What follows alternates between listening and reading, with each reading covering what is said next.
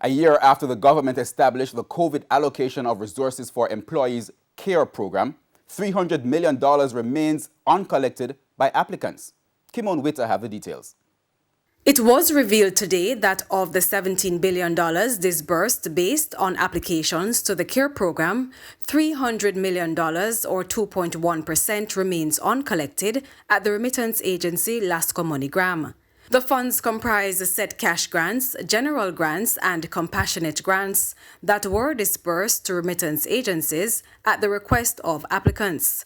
However, it's reported that despite months of repeated SMS text messages, phone calls, and emails, the applicants are yet to show up. The CARE program will make a final attempt to find these individuals by publishing their names.